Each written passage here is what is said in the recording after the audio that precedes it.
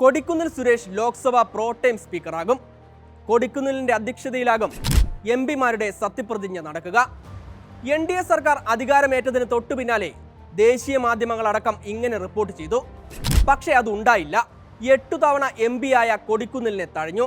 പകരം 7 തവണ MP ആയ BJP നേതാവ് ഭർതൃഹരി മഹ്താബിനെ ലോക്സഭയുടെ പ്രോടൈം സ്പീക്കറായി തെരഞ്ഞെടുത്തു.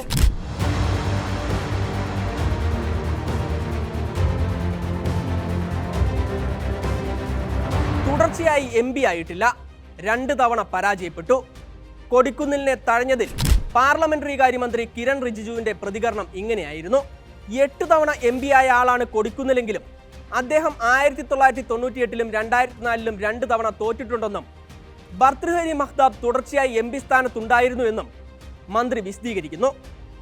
എന്നാൽ കീഴ്വഴക്കമനുസരിച്ച് കാര്യങ്ങൾ അങ്ങനെയല്ല. മുൻപ് പ്രോടൈം സ്പീക്കർമാരായിട്ടുള്ള സോമനാഥ് ചാറ്റർജിയും ഇന്ദ്രജിത് ഗുപ്തയും തുടർച്ചയായി തെരഞ്ഞെടുപ്പുകളിൽ ജയിച്ചിട്ടുള്ളവരല്ല.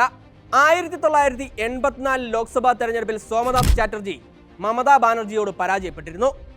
ഇന്ദ്രജിത് ഗുപ്തയാകട്ടെ അടിയന്തരാവസ്ഥയ്ക്ക് ശേഷമുള്ള 1977 തെരഞ്ഞെടുപ്പിൽ അശോക് കൃഷ്ണ ദത്തിനോട് പരാജയം ഏറ്റുവാങ്ങി.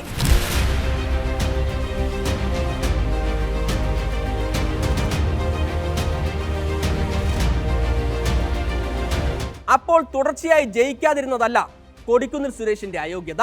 പിന്നെ കൊടിക്കുന്നിലിന്റെ പാർട്ടിയാണോ BJPക്കും NDAയ്ക്കും പ്രശ്നം? അതുമല്ല. കാരണം 2014-ൽ നരേന്ദ്രമോദി സർക്കാർ ആദ്യമായി അധികാരത്തിലെത്തിയപ്പോൾ കോൺഗ്രസുകാരനായ കമൽനാഥ് ആയിരുന്നു പ്രോടൈം സ്പീക്കർ. അപ്പോൾ ശരിക്കുള്ള അയോഗ്യത എന്താണ്?